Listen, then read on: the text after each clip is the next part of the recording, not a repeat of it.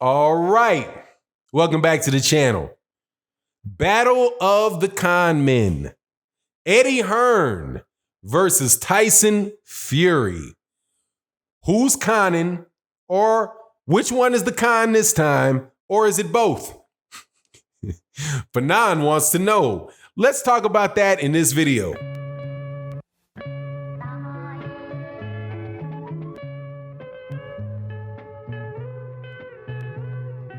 All right, welcome back to the channel, subscribers. If you're not subscribed, please subscribe and hit the bell icon so you can be notified of when we release more videos. And also, I want to say thank you to everybody that tunes into the live streams that we do Monday through Friday, right around 11 a.m. Central Standard Time and 8 a.m. Central Standard Time. Let's get into this. But before I do, I want to say thank you to Ring Magazine.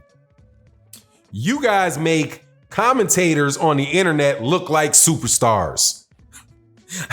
Y'all make us look like superstars because we at least know our opinions are our opinions. You all, for some reason, believe that you literally are the Bible of boxing, which means that people have to listen to your glorified boxing conversations and think what you say is law. As if Wikipedia, Google, and archives on the WBA, WBC, and the IBF do not exist. But let's get into Eddie Hearn first, because I got a whole special video coming up about that one that we're going to have great production value in. Believe me. Now, Eddie Hearn out here telling stories again, but this is a story that I want to believe. He says that Tyson Fury versus what's his dude's name? Adewale only has sold 1,500 tickets. Now, when I read it in the title of my feed, came across Boxing News 24. Shout out to Boxing News 24. When I saw it, I thought to myself, because it just said 1,500 tickets sold for Fury Wallen. My first instinct was to say, oh, wow, man, that's crazy. Because I think that it probably will flop, because who wants to see Tyson Fury and Adewale at all? And it also fed into my narrative that I have, should I say pushed? Yeah, I'll say it. The narrative that I have followed, because that's my rationale, was that Tyson Fury was not responsible for selling 350,000 pay-per-views against Deontay Wilder. And I don't understand how anybody out there, any rational human being, could think that he did, because he got up and talked on a microphone. Now, when I saw that when it was said that he did 1,500 tickets in Vegas, I thought to myself, okay, there you go. But then I opened it and I read. And I saw Eddie Hearn says, I said, crap, there goes the video I wanted to make about that. Because Eddie Hearn is always making up stories about the ticket sales that somebody else has and claiming that they're not. His ticket sales are through the roof and everybody else's ticket sales are terrible. Tyson Fury's selling 1,500 tickets. How do you know, Eddie? How do you know? Do you work for the box office? And how come you're always giving me round numbers? He only sold 1,500.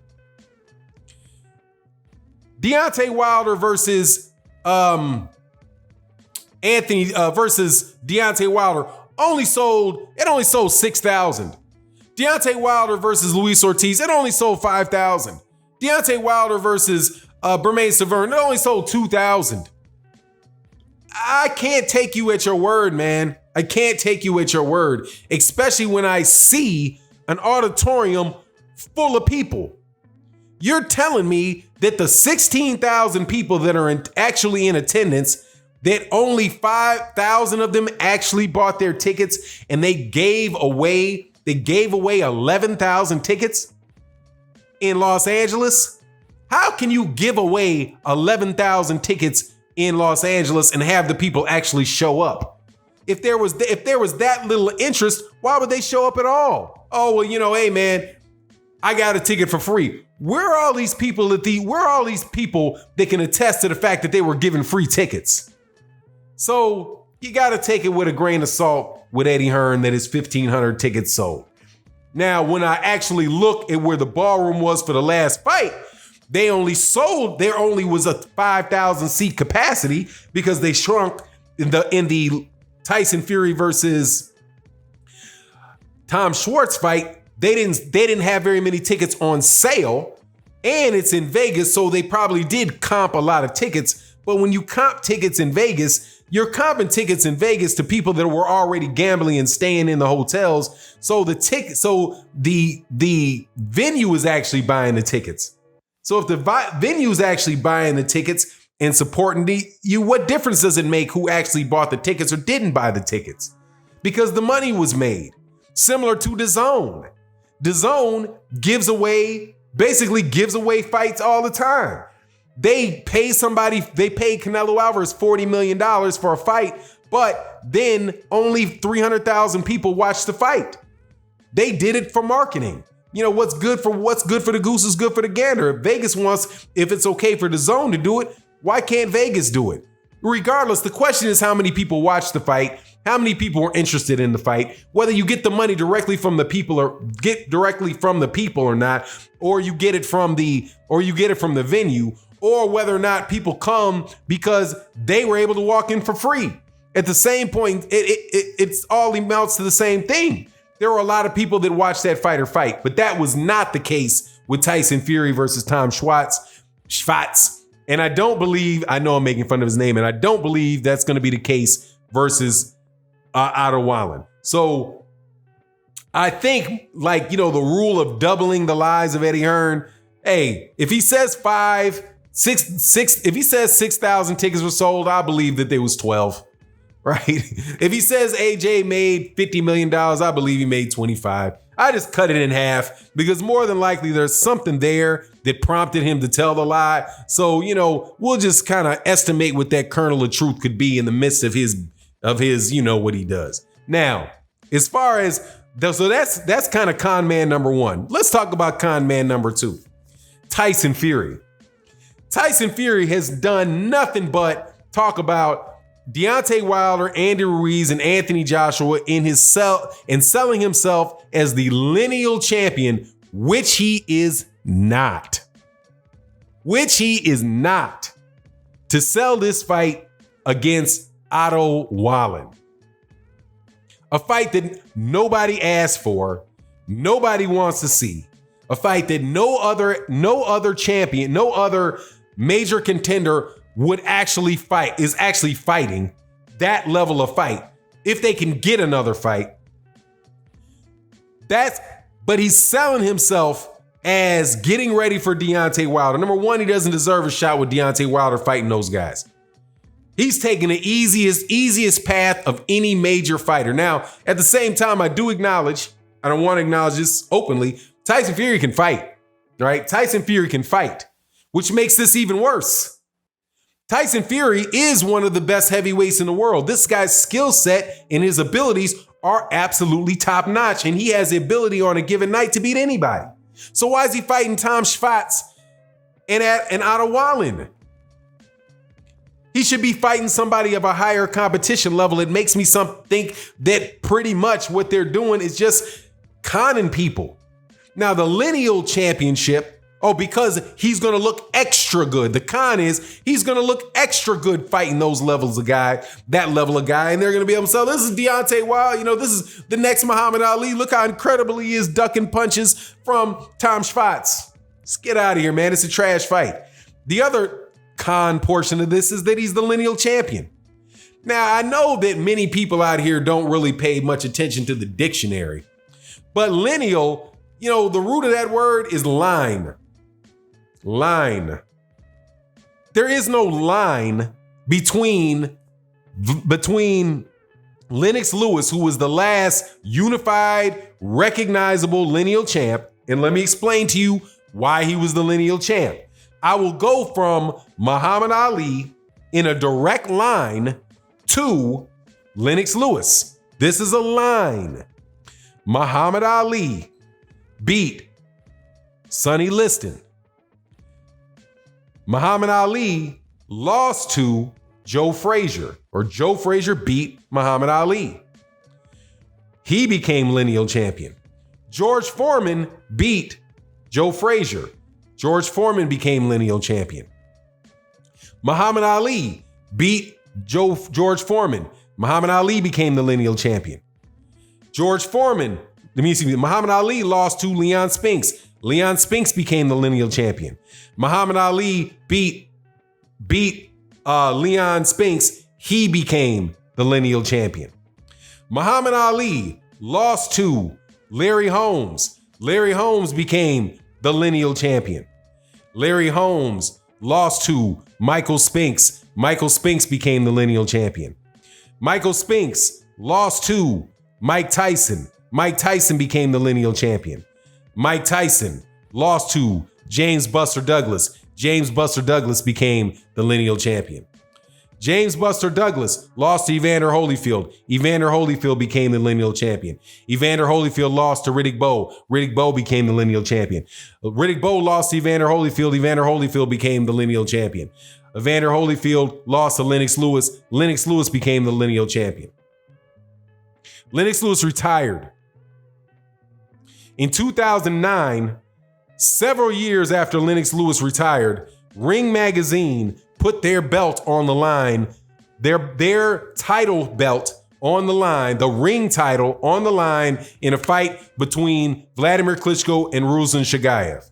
Vladimir Klitschko won. He became the ring title. The media confused the two and started referring to Vladimir Klitschko as the lineal champion. Michael Buffer just yesterday on Twitter said Vladimir Klitschko never claimed he was a lineal champion and he never walked in with the ring belt. What is this BS? What this BS is what, and shout out to the historian Blood Boxing, what Muhammad Ali did in the early 1970s after he lost to Joe Frazier. He went on a run called the People's Champion, and Bob Arum marketed Muhammad Ali as a champion for several fights. The People's Champion. That is what Bob Arum is doing with Tyson Fury, marketing him as the lineal champion.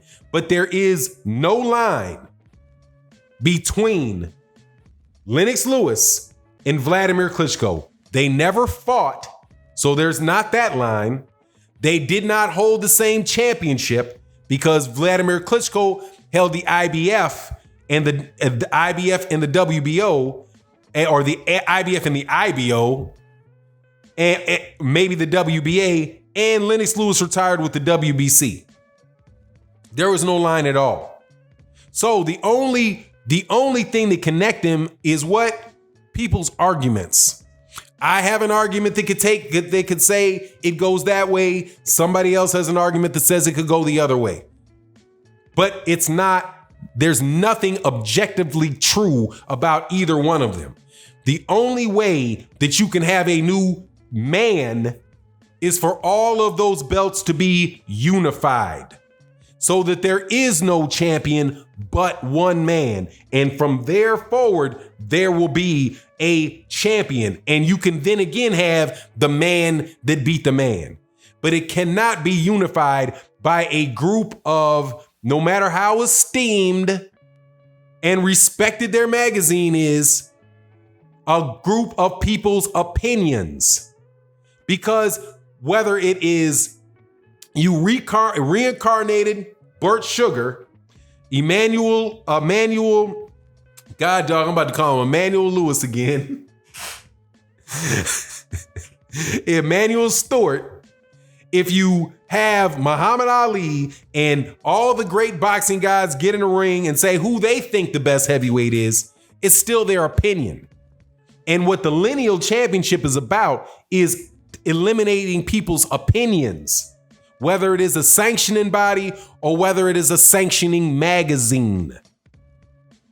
There is no lineal champion right now. It is not Tyson Fury. It's not Deontay Wilder. It's not Anthony Joshua, because they're all title holders that have a claim at being the best. And their claim is their opinion. The validity of their claim is based on the weight that people's opinion give it. I could think it's Wilder. You could think it's Fury. Somebody could think that it is Otto Wallin.